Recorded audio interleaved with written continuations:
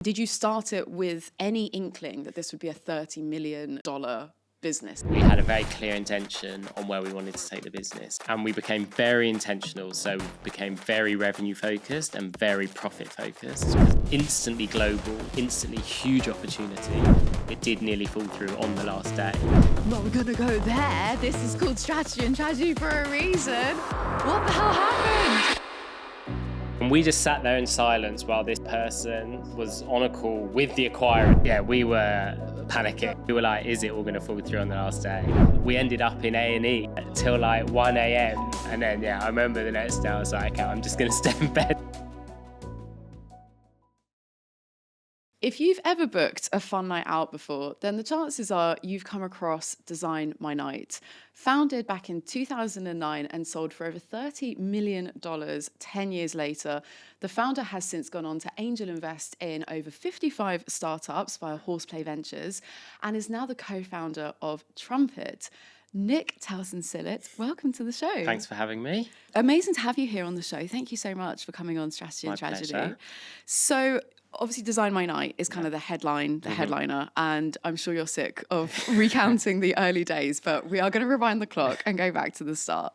So what I love about your founder story is that I feel like we've all been there, where we've all been out with friends on a night out and we've maybe had a couple of beers and we all come up with this great business idea and we all get excited. We're like, we have to do it. This is the best business idea ever. But this actually happened to you and it was actually an amazing success. So tell us the story of that one night in New York City when DesignMyNight was born. Yeah, so when I say we, it's Andrew, my co-founder. So we've been best mates since day one of university, actually. And we were in New York, out for drinks, quite a few drinks. And we don't really remember whose idea it was, but we were sat there. The concierge of the hotel was like, what type of night do you guys want? What type of venue? So I think that was stewing. And then there was a website we used that had lots of deals in New York. And one of us, we can't remember who, were like, oh, if you can combine that and maybe make that into a site in London. At the time, this was back in 2009, 2010, there was only like Time Out and not many others actually. So it doesn't sound very revolutionary, and it wasn't very revolutionary, but we were like, let's just do it better than what's out there. It started from that night, and then we came home, carried on research, and then decided to get on with it. Amazing. There are so many little nuggets and little lessons even just within that. But one of those that you just said there is not actually doing something like revolutionary, but just a bit better than what's out there. And you kind of taken me back, I think 2010 was when I first came to London. And I remember I didn't know anyone. I was looking for fun things to do. And all I would do was go on Time Out. Yeah. So how exciting. I love also how I hear the story quite frequently about seeing something over in the States and then bringing it over here. So, all right. So what happened next? So you started DesignMyNight, and did you start it with any inkling that this would be a $30 million business in 10 years' time? No. So at the start, we weren't thinking like that. So I worked at L'Oreal doing marketing. Andrew was at Accenture. And we carried on those jobs. So we built DesignMyNight for a year. The classic story, like weekends, weeknights, we'd meet up pretty much every weeknight, every weekend, build the platform. On weekends, once the product was actually launched, the site, we would doorstop bars, pubs. It's not as fun as people think it was. We were doorstepping them in the day before they were open, trying to speak to the managers, really understand what they wanted in a discovery platform, that's what we called it, and what they liked about Time Out, what they didn't like about Time Out, and just trying to gather all that knowledge. And it's a great trade to work in, very giving people, very friendly people. So we did that for a year. The site grew slowly, and we're like, okay, we could be onto something here. And it was actually a moment, my boss at L'Oreal at the time, who's a very good friend of mine now, he pulled me aside and he said, I know you're up to something, because it was an open plan office. He kept seeing me like run into meeting rooms, and he was like, I just want to remind you that in your L'Oreal contracts, you can't start anything else while working at L'Oreal. Okay. And so he knew I was entrepreneurial and wanted to do my own thing. So that was a bit of a jolt. So that was like, okay, are we going to do it or are we not going to do it? So can I just jump in here for a quick sec? So sorry, because so what I thought you were going with there was like something competitive, right? Like obviously, but like nothing entrepreneurial at all. Or at least I think have to like tell them and get advice, or I didn't actually look at my contract after then. But that was just a jolt we almost needed. Wow. So what we did was I left pretty soon after that. Andrew stayed at Accenture, and we split his salary for 6 months, so we could still survive.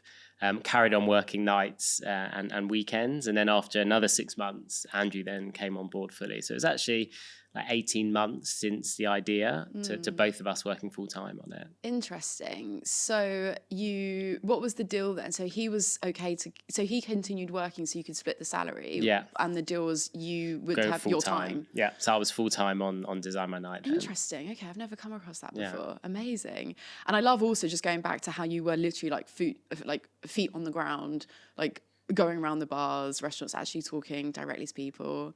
I think for me, and we still do this today, so before we launched Trumpet, which is in the sales space, we spoke to 150 salespeople. I think, a lot of founders hide behind their desks or their laptops now, where actually you have to just get out on the ground and speak to people. And they come up with the best ideas. Yeah. So a lot of the early ideas for DesignMyNight, when we pivoted to software as well, which was the game changer for us, that was a marketing manager of a bar chain's idea. It wasn't our idea.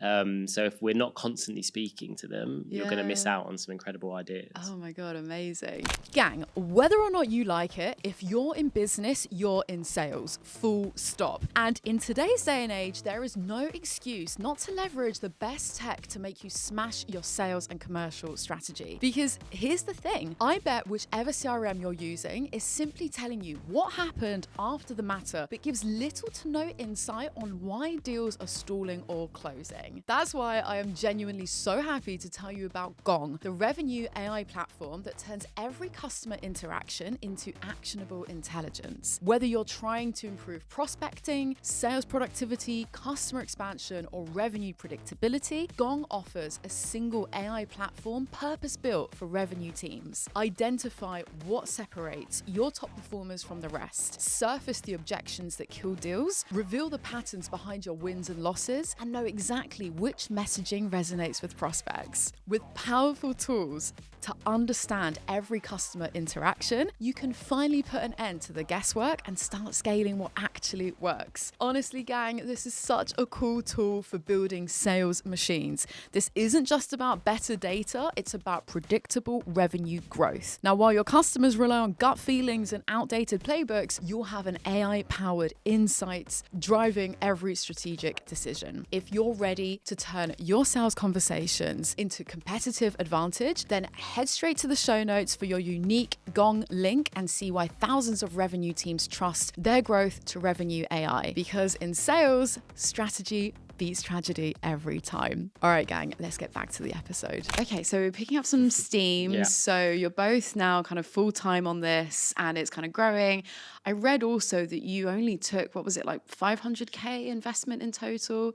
It wasn't a huge sum of money, especially compared to today's standards, and you turned that into an ultimate 30 million. So congratulations. Thank you. So how did you grow the company? So like you had 500K. Was it just a case of like, we only need a little bit more just to nudge the product market fit? We've already got all this great traction, or? It was even slower than that. So we probably didn't raise the first lot, which was 250, probably 3 years into it. So for the next 18 months, we were just growing the business. We were very big on SEO, so we didn't need to spend that much on marketing. The great thing about that industry is there's just tons of searches. So if you think in London, rooftop bars, and then it's rooftop bars in Shoreditch, in the West End, in Mayfair, so like especially in London. So there was all these customers out there Googling stuff. So we were like, well, if we can get that market, we don't then need to spend a lot of marketing. So we worked very hard on SEO. And to this day, luckily, if you Google most things, DesignMyNight's number 1 or 2. So that's how we got our first sort of traction, was pure SEO. Didn't need to spend much, had sort of interns working with us. Then we raised 250, which allowed us to hire an editor. really sort of kick on the business. We sort of implemented bookings into the platform as well. Again, very startup-y. We just decided overnight, let's start taking bookings. So we just put make an inquiry button on every bar page on the website. And then when you made an inquiry on the site, it came through to Andrew and I. And we were just booking people in manually 24/7, trying to give people a great experience. The whole Mechanical Turk thing, right? Do you know about that? Yes. Right, it's just there behind the scenes going nuts. That's literally what we were doing. And at that time, booking into a bar was really difficult. So there was no booking software. You would phone a bar, no one would be there till 6 o'clock. And when you did, it was the manager picks up, who doesn't really care about taking bookings. So we were like, okay, if we can just provide a better service than that. So we would text them and say, oh, we haven't managed to book you in yet, but we're working on it. And then when we did book them in, we sent them a text. So all very basic stuff, but just elevated the customer experience. So did that. Got more revenue, then could reinvest that back into the business through bookings. Then the next year, so year 4, was when we launched our software, so our booking software, which was the total game changer for us. And then we raised another 250 from the same 6 angel investors to kick on software. And so that was exactly what I was just going to ask, actually. So the reason for taking external investment was purely for the product development, or mainly for that? Yeah, because we then had to sort of pivot internally as well. So before that, we were a very editorial team, but obviously launching software, we needed more dev, we needed customer success, account management, sales. So we sort of stripped back the editorial team, hired more in the software space, and then cracked on into becoming a software platform as well. Makes sense. Amazing. It must, I mean, even just kind of going down memory lane a little bit now to like the 2010s, what a different time. Like, not that long time, not that long ago, No. but completely different in terms of everything. Talent, tech, VC, the rest of it. Would you agree? Because you were obviously there and building during that time. London, especially raising money, there was, it didn't seem that there was all these angel investors and individuals that could give you money. The VC world was very much Silicon Valley, San Fran based. So it didn't feel very realistic to raise money even. Yes, people wanting to work in startups, it's less of a leap of faith nowadays. Working in a startup is what a lot of people want to do. So it's a very different scene. Interestingly, it's similar. It was in a recession. So 2010, it was a recession, which actually worked out well for us because we learned that Brits in a recession still like to drink. They didn't go on holiday, but they wanted to go to the pub or a bar. So actually for us, the nightlife space during a recession was actually very buoyant. Yeah, that's hilarious. Oh, good for you. I was going to ask, like, given it was such a different time, is what worked for you back then that you think would still work for a version of DesignMyNight now? But I might revise that question, because you said that actually that was in the last recession and things were tough then. Yeah. So do you think that, like, if we were to pick up the 2009, 2010 DesignMyNight and put it into present day, do you think that, I mean, I know we can't A/B test or anything, right? But like, do you think that you would come up against the same challenges? Do you think the stuff that worked for you back then would still work for you now? Yeah, I think I'd still play the SEO game from a B2C point of view. Obviously, post-COVID, my contacts in hospitality, it's recovered somewhat, but it's more of a recession on the bar side this time than the consumer side. So I think they're a lot stricter on the money they spend, the software they buy. So I think it's a tougher market to sell software in at the moment, just because the economy is so unsure. But by all accounts, DesignMyNight's still doing very well for the contacts I have there. So it's still the same model for DesignMyNight is still pretty much in place, and it's still pretty buoyant. So doing things a little bit better and prioritizing SEO as part of your marketing channels, is there anything else that you would attribute your success to with DesignMyNight? I think anything you'd do again? I think the team, the way we built that team was not that planned. We sort of we were like early mid-20s, so we sort of fell into managing big teams and growing teams. But that sense of unity we had at Design My Night, the early team, and I say this when I speak to founders now, that sort of first 10 hires are the most important. Not necessarily in terms of skill, but they have to believe in the vision. They have to really like you as founders, and then they become your sort of eyes and ears as you grow. So when Design My Night, when we sold, we were over 100 people. I think 9 out of those 10 were still there. And they were the ones when Andrew and I couldn't be on the ground or on team nights out, they were the ones, pro Design My Night. So making sure they're the right type of person that really believe in your vision and want to see it through to the end with you is pivotal. And we've taken all of those learnings through to Trumpet as well. This is what many call culture, right? Is those first hires, it's how you scale your founder DNA without codifying it in SOPs or doing it in a more rigid kind of structure, but it's just that kind of vibe, culture. It's that sense that, culture is bandied around a lot. And we were pre-COVID, so obviously everyone was in the office. So we had 100 people in an office in Hoxton in London. So the vibe was amazing. It's got a very young team as well. Obviously they were getting free nights out and all of that stuff. So it's like a very just fun environment to be in. So people loved to work there. It's a lot harder now with flex working and not having an office. But for me, the founders are the ones that just, the untouchable thing. And I think as founders, it's more actually about the sense of who you are. So, I always want to be very humble with the team. I want to be very open with the team. The team know that sometimes a founder needs to put their foot down when things aren't going well, but it doesn't come from a sense of, being the leader. It's about driving the business forward. It's about having a clear strategy. It's pulling everyone along with you for the ride. So it's all of those sort of untouchables that go beyond perks and mental well-being and all of that stuff that's important. But that has to come from the founders. Yeah, absolutely. I feel like the perks is just, it gets the engines going in a job description. Yeah. And he's like, oh, cool, that looks, maybe I'll put a bit more effort into the cover letter.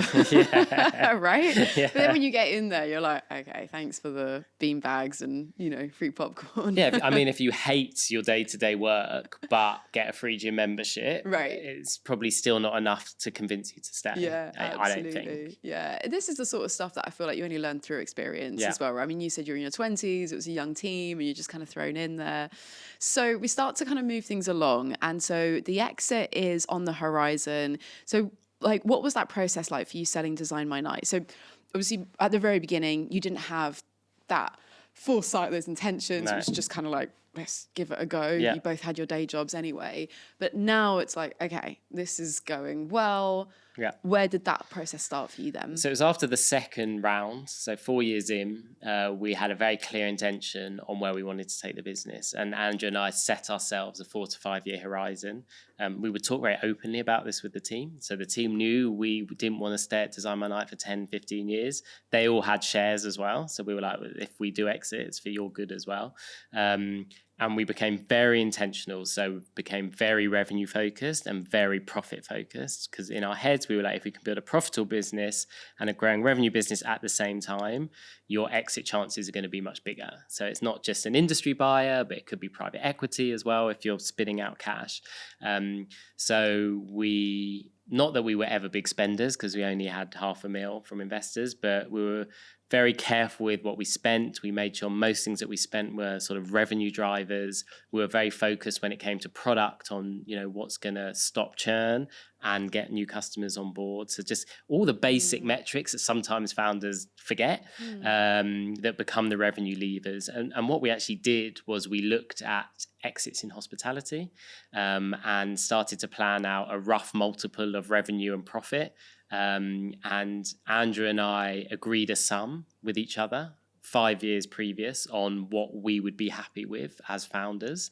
And then we just multiplied that up. So we're like, okay, we need to have this much equity. We need to sell the business for X if we're going to take Y. And we modeled it out and we were like, okay, so in 3 to 4 years, we need to be at this revenue and this profit. And then we've got a good shot of selling it for what we want. And we tracked that quarterly, Andrew and I had a chart that we were tracking revenue, profit on our exit trajectory. And actually a year out from exit, we were like, okay, next year we're going to be at those numbers. Let's start engaging. So we engaged a broker.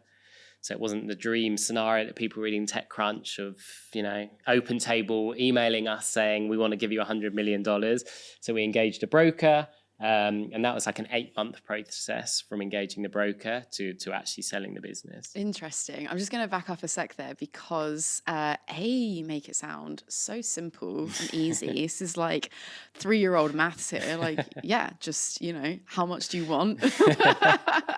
No, but I've definitely come to learn the importance of that decision making and charting your own course, whether it's in business or otherwise, and being like, okay, well, how much do you want? And you've just got to put the stake in the ground somewhere to then start developing a strategy around that. So I love that. And then one thing I wanted to come back to is your 2 focus areas of the revenue and the profit that you mentioned.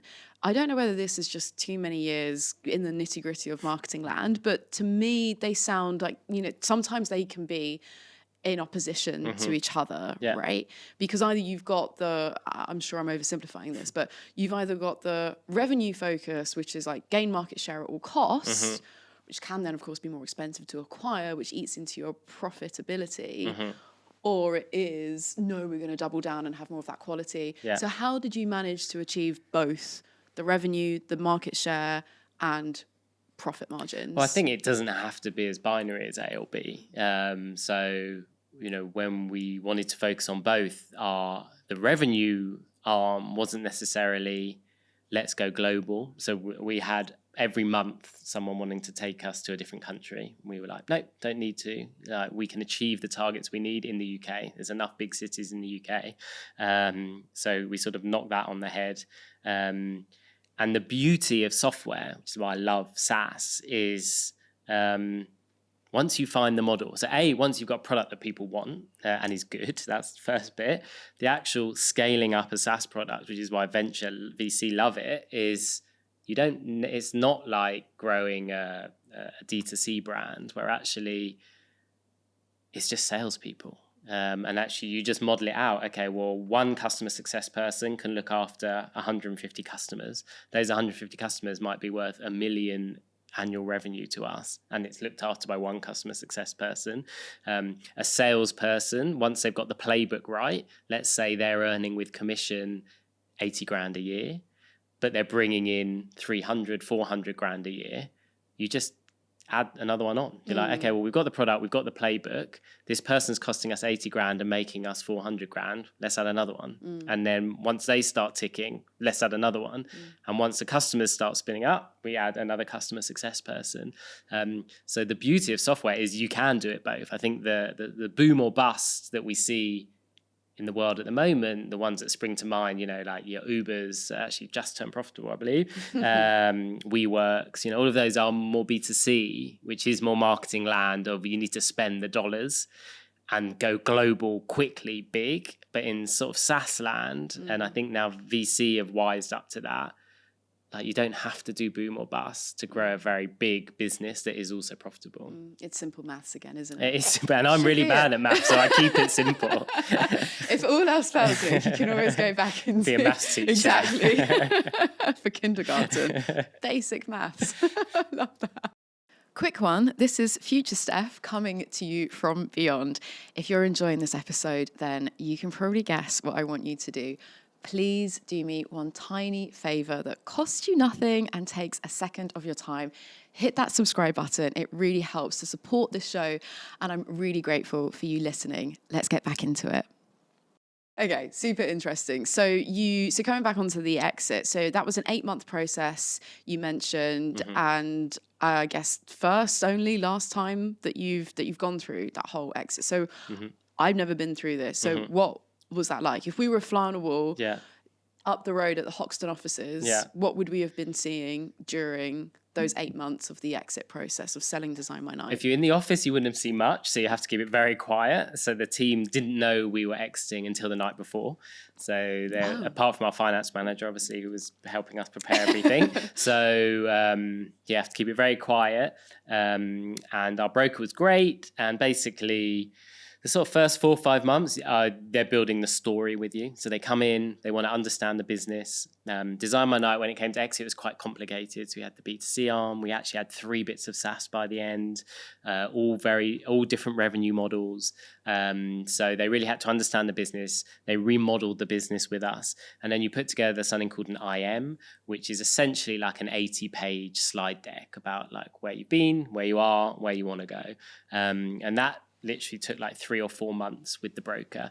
And then they start shipping you out to people. So we drew a list up of all the people we thought would want to buy us. So the obvious ones were us, so like TripAdvisor, OpenTable, etc. They had ones we'd never heard of and ones in Asia, etc.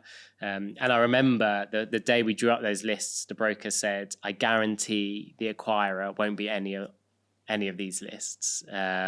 He was like, it always happens that way. And our crowd wasn't originally on any of those lists. And it starts shipping you out. You start sending out the packs. The broker does it all to the heads of M&A at TripAdvisor and all of those. And then you just go through interview processes. So if they're interested, they'll have like a 20-minute chat. If they're more interested, they'll pull you into the office and have a chat with the CEO and the head of M&A. Then if they're still interested, they'll probably get someone in from the business to chat to you. So with our acquirer, we probably had about 6 chats to get to offer stage. We had 3 offers on the table at the end. Then you enter negotiation with those 3 partners. So it's about a month negotiation. Then you sign exclusivity. So we signed exclusivity with one, our actual acquirer. And then you go into due diligence. So due diligence for us was about a month, which is quite light. And then if you get through due diligence, you then sign the papers. Wow. How did this compare to like the fundraising process? Like it sounds pretty similar to like, lots of conversations. Yeah, it's more, it's a weird feeling of excitement, but not wanting to get carried away. Yeah. Same as fundraising, I suppose. But, we'd worked so hard to get the business to where it had. And the one thing Andrew and I would always say to each other was, well, what if no one wants to buy it? Like, okay, great, you're doing this and this, but what if no one's interested? You don't know that anyone wants to buy it, especially at the number that we wanted. So it was that nervous excitement. But as the groundswell starts to happen and you have more and more conversations, they're more interested, and then offers start to come in. It's a very strange scenario. Our broker again did say, do not celebrate until you literally sign the paper. And for us, it did nearly fall through on the last day. So that was an absolutely crazy day. Well, we're going to go there. This is called strategy and tragedy for a reason. What the hell happened? So we were meant to sign the papers. So the night before, we told the team, we pulled the team in, and our lawyer said to us, okay, we're going to go to the acquirer's legal offices, fancy legal offices in central London. I think it was at like 9:30 a.m. We'll sign the papers. They're going to take you out for lunch. And then we were going to celebrate with our team. We booked a bar for our team. And we said, we'll meet you at like 5 p.m. at the bar. And then we got a phone call at like 7:30 a.m. from the lawyer. He was like, can we jump on a call? We were like, yeah. And there was a new EU law around payments that had come out. And we had a payment system in our product. We'd never heard of it. And he said the acquirers would like to know what your view is on this new payment law. And we said to our lawyer, we have never even heard of this law, never known what we're going to do. And they were like, well, they want to know because a payment was a big part of our platform. So we used Stripe at the time. So we phoned up our Stripe account manager and we were like, we couldn't tell him we were exiting. So we were like, we need you to jump on a call with our board members to explain the new law. And he was like... ASAP, like 7:45 in the morning. He was like, and we were like, today. He Can't tell you why, but this is the most important thing on your agenda today. And it wasn't, because he was like, I'm on the way to hospital because my wife's giving birth. Oh my God. So we were like, you cannot make this stuff up. We were like, brilliant. well done. Is there anyone else? And he was like, yeah, I'm sure I'll get someone else to do it, because we were like, it's really important. Blah, blah, blah. We managed to get someone to go, and we just sat there in silence while this Stripe person was on a call with the acquirers, even though we said it was our board members, and they were asking him all about this law. And that was at like 3:00 by that time. Do you remember what you were feeling on this day? Yeah, we were panicking. Like going through the ringer. Yeah, we were like, is it all going to fall through on the last day? Oh my God. And then, we put the phone down, just sat and waited. And then an hour later, the lawyer phoned and was like, they're satisfied. Let's go to the lawyers. So we didn't get to the lawyer's office till like 5, 6. Finished signing the papers at like 7. Obviously, they didn't take us out for lunch. And we didn't get to the bar till like 8, where they drunk all the champagne and they were wasted, and we rocked in. Don't need the champagne anyway. Yeah, Give me the hard knackered, stuff. yeah. Like, crack open the whiskey. And then I actually remember that night, one of our team members tripped up and smashed her face on the table. So we ended up in A&E, Andrew and I, with her, till like 1 a.m. And then, I remember the next day I was like, okay, I'm just going to stay in bed till about 11 and just recover. So it was a wild exit day. Nick. Yeah. Oh my God. This sounds like just the stuff of like films and books. What a roller coaster. Do you remember the exact date that all this happened? I do, actually, because one of my best friends had twins who were born on the same day. Oh my God, what is this? All these people being born on the same day. And I'm godparent to the twins, so when we celebrate their birthday, he always says happy exit day as well. I can't remember it now. It was recently. It was in December. Jesus. No, end of November, yeah. So it was crazy. Wow. So Yeah. you've also got just like winter and cold and everything as well with all this going on. My God, Nick, I feel like I need to like catch my breath after that. I mean, just hearing the story, like empathizing with that, I'm like, bloody hell, like that's giving my heart a run for its money. It's good fun. Actually I guess that's where you must have been so thankful to have a co-founder with you during all of that as well. Could you imagine being on your own? I say the whole ride, I have a lot of admiration for solo founders. Even as an investor, I'll be honest, I prefer to invest in 2 or 3 founders because I just know how hard it is. Yeah. You'll know how hard it is. Well, thank you so much for serving that segue on a platter there, because moving on from DesignMyNight, so congratulations, you exited and got to have a lie-in the next day. So you set up Horseplay Ventures, which is your vehicle, as I understand it, for angel investments into other founders and startups. So thank you for half answering the next question, which was, of course, what is it that you look for in your angel investment? So we've got a couple, 2 or 3 of founders. That's the first kind of checkbox. What else is it that you look for?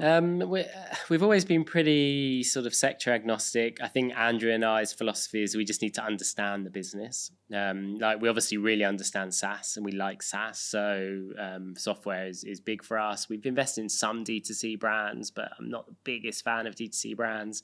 And it's not something I'm that knowledgeable on, like Google Ads and CAC and all that stuff. We've invested in loads of random stuff, from like agri-tech to like robots that make coffee to more standard stuff that I fully understand. Some very similar products to DesignMyNight, but in different areas. And we're in, like 55, 56 now. Is there a commonality that most of them all share? We're looking back now, you've got over 55. Is there something that you're like, okay, that's actually the magic? I think the best ones, because they're not all great, are the founders. So the ones that are really working well, and there are a few that are solo founders actually. The founders just have that something special that when I speak to them, I'm like, and it's very difficult to explain, but I just get that feeling that you get it, you get what you need to build, you get how hard it's going to be, you really understand the market you work in, and that's really important to me. You don't have to have worked in the market. Like I never worked in hospitality, but we researched hard and we were speaking to bar owners all the time. So I really quiz founders on, you haven't just come up with an idea, but how well do you know the problem you're solving? How well do you know that pain point? All of the ones that are doing really well all tick that box. Is that where they say, there's like a touch of like founder crazy that all successful entrepreneurs have? Yeah, I think you do have to be crazy to start your own business. Like, I think it's been glorified a lot on social media, but it's the hardest thing you're likely to do. I hope for people that there's not harder stuff than that. So I think you do have to be a bit nuts to start your own thing. And it sounds really naff. I just look for good people. You know, you people idolize the Elon Musks and the Bezoses of this world, and obviously they're a different form of genius. You know, unfortunately, I don't get to invest in Tesla when it was a pre-seed investment. You know, you don't tend to meet those people. So the founders I meet, I'm just like, can I see you running a team? Can I see that team following you? Are you a decent person? Are you going to make the right decisions at the right time? And have you got that you have to have a ruthless streak. You can't be Mr. or Mrs. Nice the whole time. But just if you're a decent person, you're more than likely to bring customers and your team along with you. It's really interesting. I feel like we could just literally talk for hours on like the founder profile and what it takes to be a successful entrepreneur. And I was just chatting with my partner about it the other day because he is incredibly smart. Like he studied at Cambridge. He's super intelligent. He's a lovely guy. Obviously, I'm a bit biased, but you know, he's decent. He's got like a lot of these traits going for him, and he's not at all in the entrepreneurial startup world, which I am. And he was like, "Oh, do you think I could be a founder?" I was like, "Definitely not." And it's like, you could be so amazing at so many things, but like my view is, after working with over like 100 founders over the past like 5+ years as well, is I feel like you have to be so outstandingly excellent at so many different things in order to be a successful entrepreneur. Like you have to have, I just feel like you can't be halfway on one or two of the things. I mean, you'd still be great, you'd still, you know, have a great business, whatever, but to really be like, to really make it, and then you've got the luck of the draw and macro external factors and everything else into it. I sort of look at it that I'm like, if you are exceptional at one thing, that could be marketing, that could be sales, that could be product, could be design, whatever, and then good at everything else, because the first 2 years you have to do everything. I think that's a good way to go. I also look at founders. Can you sell? I don't care if you're an engineer or if you're normally behind the laptop. Like the founder has to be able to sell. If one of you cannot sell to investors, to customers, to your team, you have to be a salesperson. So that for me, the best founders I've come across have that sales instinct as well. It's such a fundamental skill, isn't it? We don't get taught it. We don't get enough training in that. No. You are great at handing me these segues on a silver platter, Nick, because the whole selling and having a great sales skill set brings us onto Trumpet, which is your new venture now, right? So tell us, what is Trumpet? So Trumpet is digital sales rooms for sales teams to collaborate with their buyer. So we look back at DesignMyNight actually, and we were thinking, okay, where could we have implemented tech into DesignMyNight where we haven't before? And the sales team, we were like, it's just starved of technology. Like on the one hand, you've got your outreach tools, so trying to reach the person. And on the other hand, you've got your CRM where you're logging everything. And then you've got that whole thing in the middle of getting the deal done, which is over email and PDFs and slides. And we were like, there's just no technology there. So we wanted to create these digital spaces where you can collaborate with your buyer. You can drop in case studies and proposals and video and audio and create a really collaborative space for you and the buyer to get the deal done. That's ultimately what you want. If they're interested and you're selling it, how can you get the deal done better and quicker for the buyer? So that was the original premise, is how can we make the buying experience better? The sales industry is very focused on how do you make salespeople better hunters. But actually buyers don't want to deal with hunters. They want to deal with authentic people that are helping them get the deal done over the line quicker.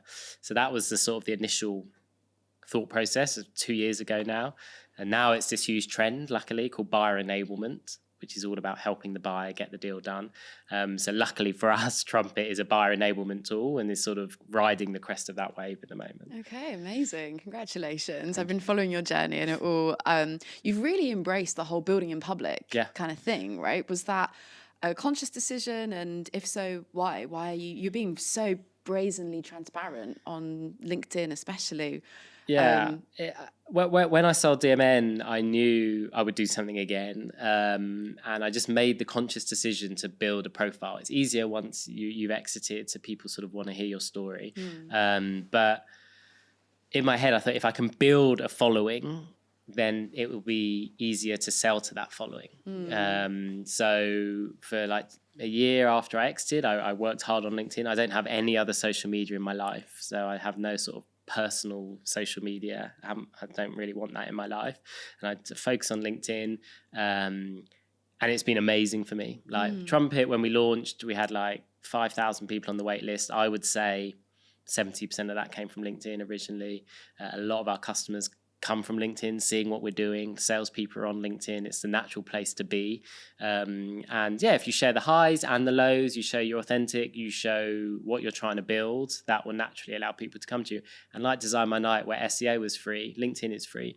So Rory, who's our third co-founder in Trumpet, I schooled him on how to build a LinkedIn profile, and he's amazing at sales. So he does a lot of sales education on there. He's nearly caught me up actually in followers in much less time. And we encourage our team to be like, get on LinkedIn, share the journey, share learnings. And it's been amazing for us. Like, I absolutely love it. I've definitely seen all of it happening as well. So I can see all the fantastic success that you're having on there. I love also how you're like, oh, this was the free thing that worked for us back at, DMN 10 years ago with the SEO, and then this is kind of the equivalent now in like modern day. You just mentioned about encouraging the team as well. How have you got any practical tips about how to do that? Because I've always been very, your LinkedIn profile is yours, it's your personal, but I try to inspire and set an example. But how do you go about kind of motivating others if they're not? Yeah, I mean, look, you can't force anyone. So we don't say you have to be posting on LinkedIn. Our managers, our leaders in our teams, we tell them it's about building your profile as well. Like, you're not going to be at Trumpet for 20 years, I imagine. So start to build your journey now and show your expertise. And I think with LinkedIn, as long as you're authentic, because there's a lot of inauthenticity there, people will resonate with that, and you find your tribe. Everyone's got a tribe in some instance. Me, it's more founders. Rory, it's more salespeople. Our head of customer success, there's loads of CS people on LinkedIn as well. So like, share what we're doing, share your learnings, help people. As long as it's not a one-way street. A lot of the content, I always say, it's about, can the reader take one thing from that post or a podcast or something, and if they've taken at least one thing from that post, then it's worthwhile and they'll engage with it. If you're just telling them how good you are, it's just not serving any no purpose, it doesn't serve anything. It's just the chest beating, which there's definitely enough on LinkedIn, that, isn't there? So what are you doing differently this time around with Trumpet? I was going to ask, what made you want to take up another venture, because I'm guessing after DesignMyNight, you don't necessarily need to go through the craziness of startup again, but yes, I mean, that was a big decision to go again. It was during COVID, so we sold in 2019. So Andrew and I just soul searched. Yet we were luckily financially free and can go on holiday and do nothing for the rest of our lives. But we were like, we're too young to do that. What do we love doing? And we agreed that we just love building businesses, and actually just with less pressure this time. And we brought in a third co-founder, Rory. So, he can shield a lot of the crap that we don't want to deal with on the second startup, which is great. He's amazing. There's that sort of zest for it. We're doing it because we love it rather than we have to with Trumpet. Different wise, we've gone VC. So we raised money pre-product, pre-revenue. So very different to the mantra I was spouting before about bootstrapping. But there's no one way to run a business. For us, Trumpet was instantly global, instantly huge opportunity. Every team has a sales element to it. So every company in the world can and could use Trumpet. So we wanted to seize that opportunity, which is why we raised VC, and that has different pressures, different stresses that we didn't have at Design by Night. So we're learning that as well. We're learning how to handle VCs as well, and the raising game. But a lot of the core principles, we've done the same. It's about the team. It's about building great product. It's about speaking to your customers all the time, sharing publicly how things are going. All of those core principles have stayed the same from Design by Night. Even with VC money, we're still very strict with what we spend. Everything has to have a goal to revenue. And that is what we are fanatical about, is again, revenue and getting to profit. So it's the same principles, but on a bigger scale this time. Exciting. Where can people go to find out more about Trumpet? So Trumpet, we're on sendtrumpet.com. People think the product's called Send Trumpet, which annoys me because it's a big logo that says Trumpet, not Send Trumpet. We unfortunately couldn't buy trumpet.com. Happens all the time. Yeah. Literally the amount, it is wild how much the URL influences what people think the company is called all the time. Yeah, they were like, oh, I was looking at Send Trumpet. And I'm like, no, it's called Trumpet. Does that annoy you? Yes. It was like Design My Night. So many people called it Design by Night. Right. And I was like, that doesn't even make sense. What does Design by Night mean? Even in interviews, people have called it Design by Night. And I just like, so it's called Trumpet, but you can go to sendtrumpet.com, check it out. If you look for us on LinkedIn as well, we're talking about it all the time. Yeah, and do follow them on LinkedIn. It is definitely put out lots of really, really genuinely educational, inspirational posts. One of which as well is just to touch on, I know that you're really, the LGBTQ initiative is important to you as well. Would you like to shed a bit more light on some of that? Yeah, I think just representation, as a gay founder, representation is super important. It's nuts in 2023 that women are still considered a minority in terms of businesses, even though they're 50% of the population. Obviously, ethnic minorities, and those are two that are often talked about, and rightly so. But obviously, the one that I know is the LGBT stuff, and just be a, I don't want to use the word figurehead, but representation for sort of other LGBT founders that you can be successful. Sometimes that's all it takes. Just being visible. It's being visible.